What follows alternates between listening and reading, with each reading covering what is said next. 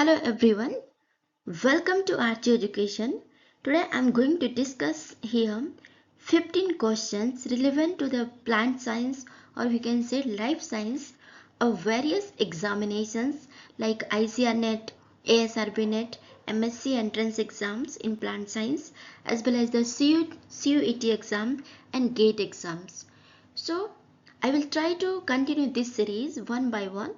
So I am going to discuss here top 15 questions here. So first question going to you first question is this: in this tissue culture, regeneration of the shoot occurs by manipulating. In tissue culture, regeneration of shoot and root occurs by manipulating the valence of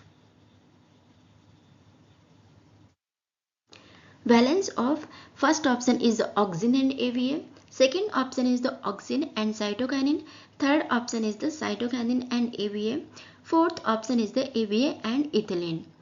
So basically question क्या कहना चाह रहा है? Regeneration of the shoot and root means अगर हमें root और shoot का means जब हम प्लांट टिश्यू कल्चर करते हैं, जब आप किसी सीडलिंग की ग्रोथ करते हैं, जब आप किसी पार्ट की भी सीडलिंग की हो, चाहे सीड की हो, चाहे वो लीव्स का पार्ट हो, चाहे वो इवन स्टेम्स का पार्ट हो, जब भी आप कभी ग्रोइंग करने के लिए जाते हो मीडिया में, तो वहाँ पे जो शूट और रूट है वो किस प्रकार से इनिशिएट होता है.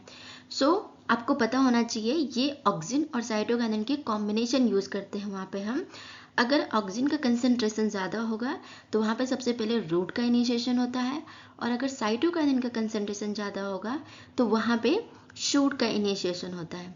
That means auxin and cytokinin is required for the shoot and root regeneration. Okay, so right answer will be here, that is auxin and cytokinin. And ethylene, you know, that is it is used for the ripening of hormone, and AVA is the abscisic acid is called as stress hormone. So right answer will be V.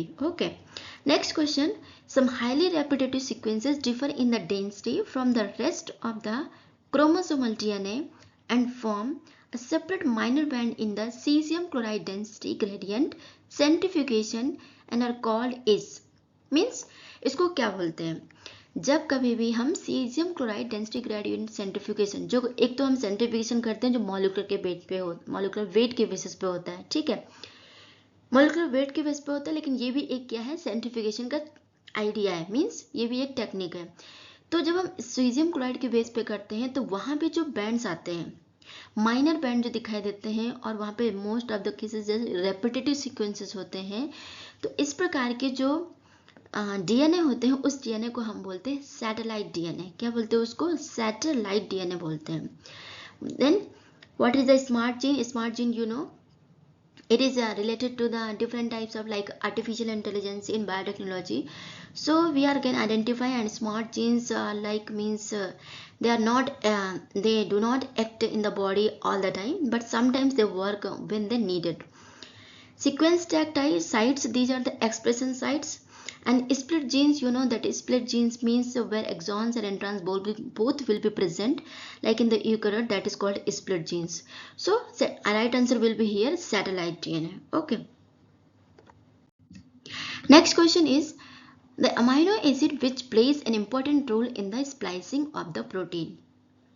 Splicing of the protein, देखो आपने RNA की splicing पढ़ी होगी, जिसमें क्या करते हैं, काट छाट करते हैं. मीन्स जो पार्ट हमको चाहिए तो वो हम क्या करते हैं, जो प्रोटीन के लिए ज़रूरी होता है, जो प्रोटीन बनाने के लिए ज़रूरी होता है आरएनए में, तो वो चीज़ें हम क्या करते हैं, उसको लेके आते हैं, कंबाइन करते हैं, और बाकी जो चीज़ें ज़रूरी नहीं होती उसको कटाई छटाई करके क्या करते हैं, उसको आरएनए से रिमूव कर देते हैं. ठीक है, स्प्लाइसिंग के प्रोसेस होते हैं. यहाँ पे प्रोटीन्स की भी स्प्लाइसिंग होती है, जिसमें क्या होता है, एक इंटीन्स होता है और एक एक्जीन्स होता है. इंटीन्स जो होता है वो नॉन फंक्शनल पार्ट होता है, और एक्जीन्स जो होता है वो फंक्शनल पार्ट होता है. ठीक है, तो यहाँ पे इंटीन्स की रिमूव कर दिया जाता है और एक्जीन्स को ऐड कर दिया जाता है. और जब एक्सटीन को ऐड कर दिया जाता है, किसके थ्रू? ये ज्वाइन हो जाते हैं पेप्टाइड बॉन्ड के थ्रू. ठीक है, अब ये बोल रहा है कि यहाँ पे जो प्रोटीन्स हैं, जो अमाइनो एसिड है, वो कौन कौन से रिक्वायर्ड है.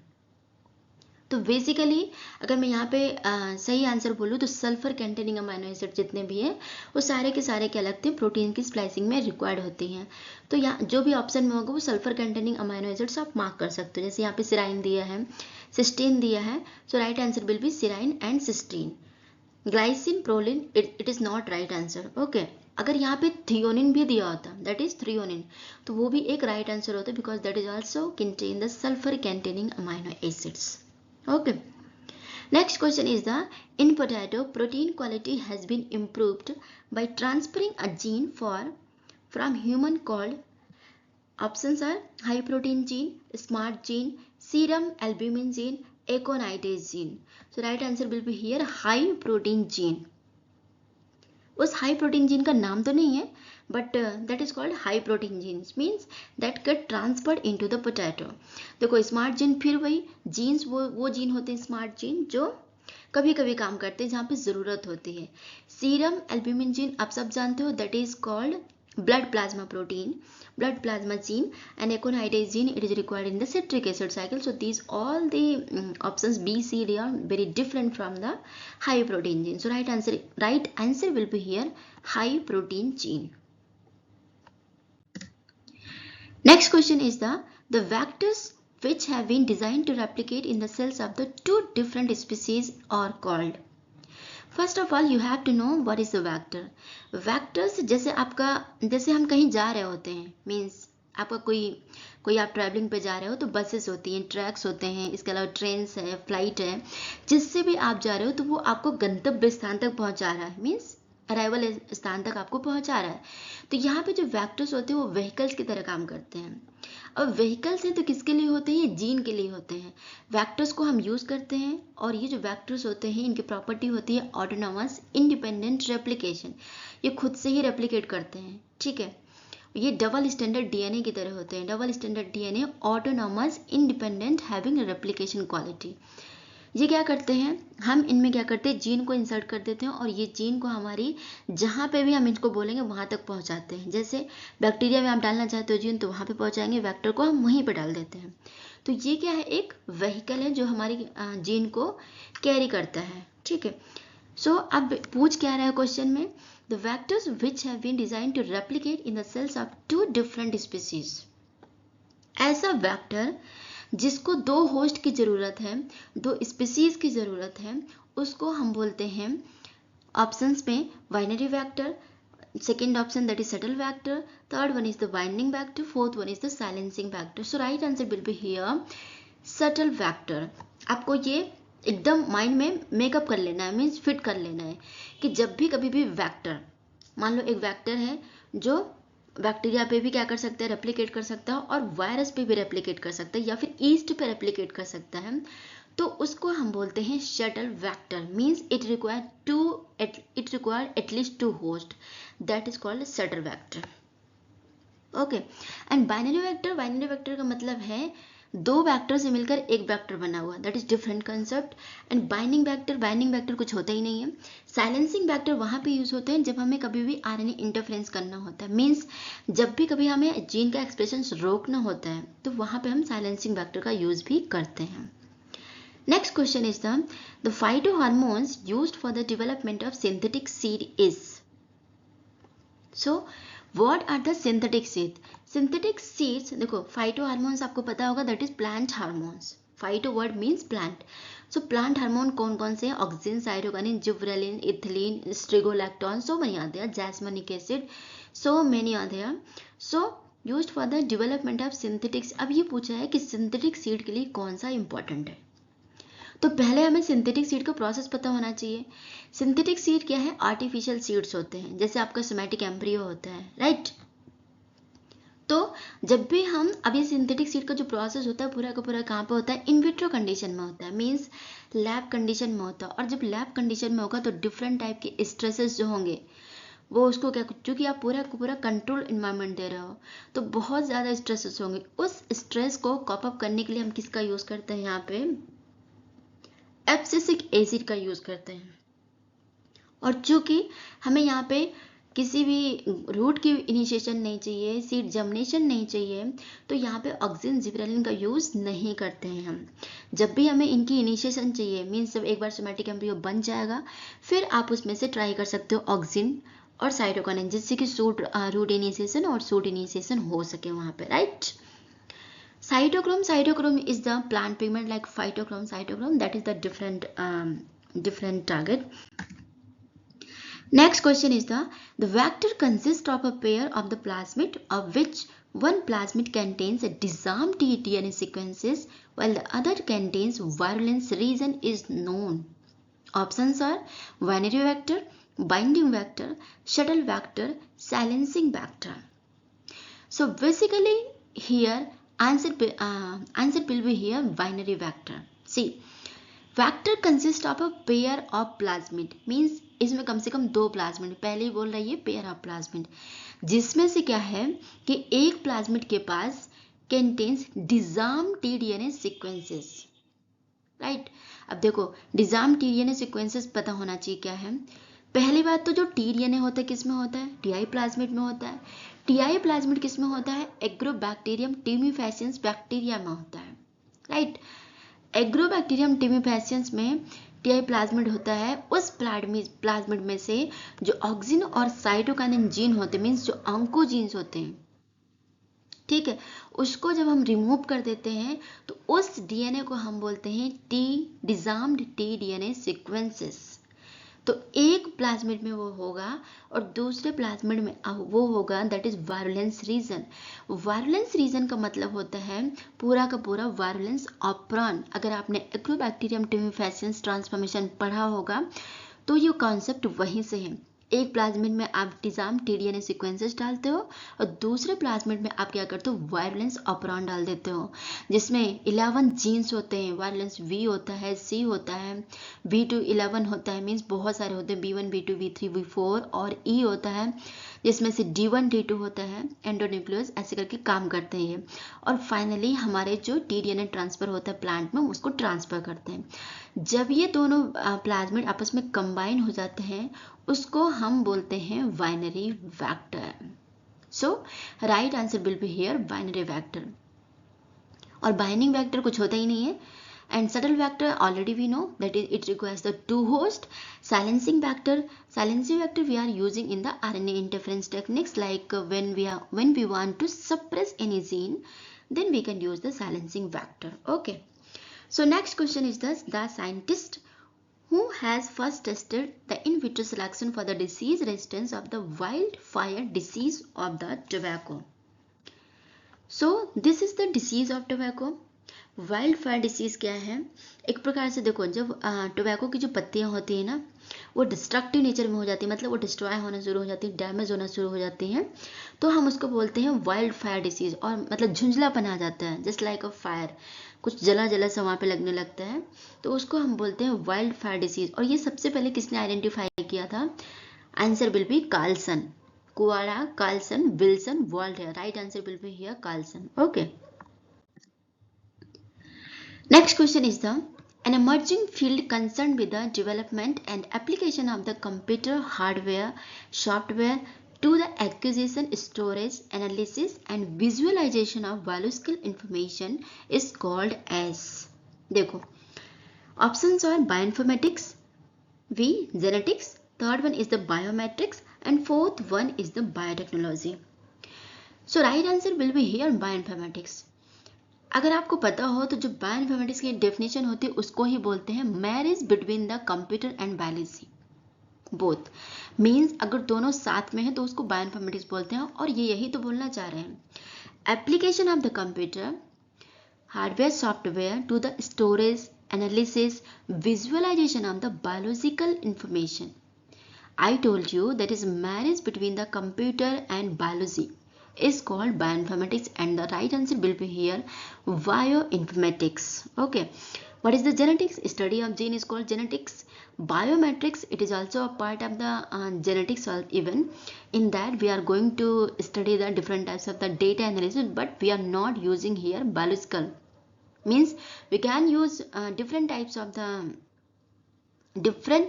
the tools even, and biotechnology it is a controlled use of the microorganism, means जो भी आप एप्लीकेशन अप्लाई करो that is called biotechnology. So right answer will be here, that is bio informatics.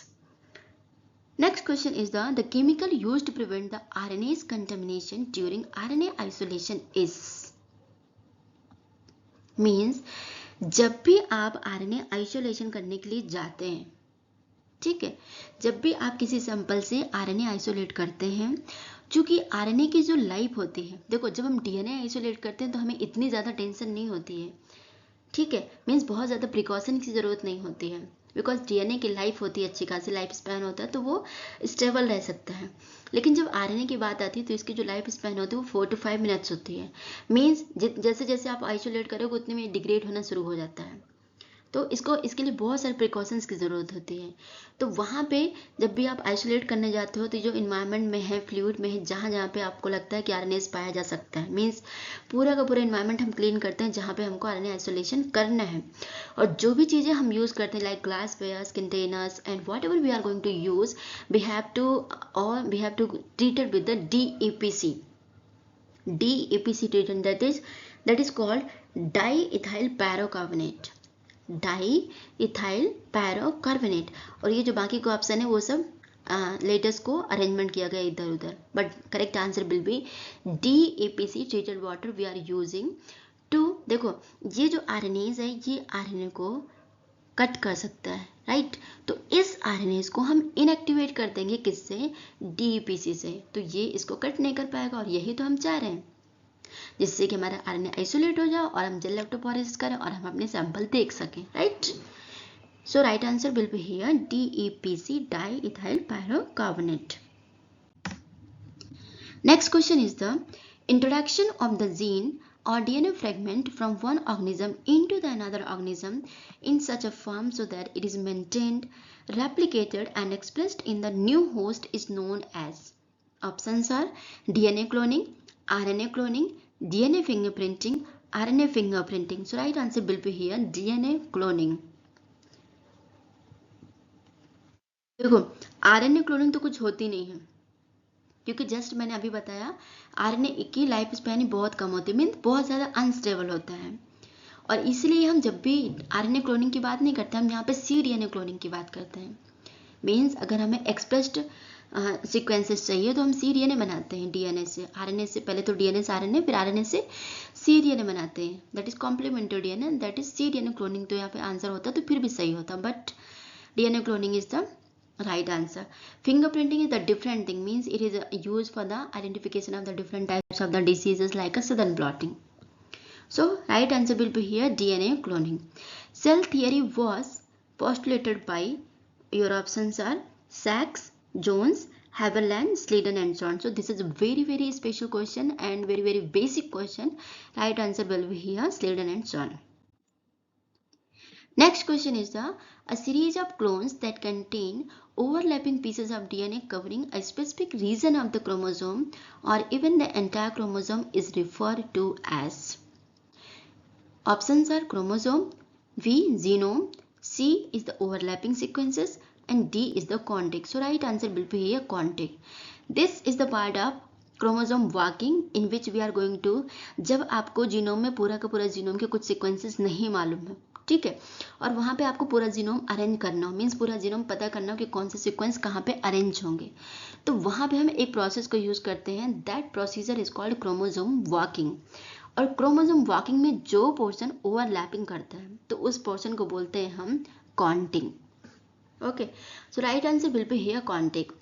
Next question, the deletion of genes governing auxin cytokinin production, the oncogenes from the tDNA of a TI plasmid is known as disarming. अभी थोड़ी देर पहले ही हमने discuss किया है कि जो TI plasmid होता है वो कहाँ पे होता है, एग्रोबैक्टीरियम टिमिफेसियंस में होता है, और TI प्लाज्मिड में tDNA होता है, इसमें ऑक्सिन और साइटोकाइनिन के जीन होते हैं. अगर हम उनको रिमूव कर दें, रिमूव करने के बाद जो DNA बनता है that is called disarm tDNA, or process is called disarming. So right answer will be here disarming. Cohesion, arming, deletion not there. Right answer will be here disarming of the tDNA. Okay. Next question is the most useful method of detecting virus infection in seed is Tata, cat, ELISA, SLISA. So SLISA तो कुछ है ही नहीं, but cat and Tata, these are the promoters reasons. But ELISA, you know, enzyme linked immunosorbent assay is the technique we are going to identify with the antigen as well as antibody interactions. So we can identify the virus infections in seeds also. Right answer will be here ELISA. Okay. The most commonly used medium for the tissue culture. Options are MS medium, B6 medium, N medium and LS medium. So right answer will be here. We all know that in tissue culture we are using the MS medium. Okay, that is Mura, Suge and Skog medium in the plant tissue culture specifically.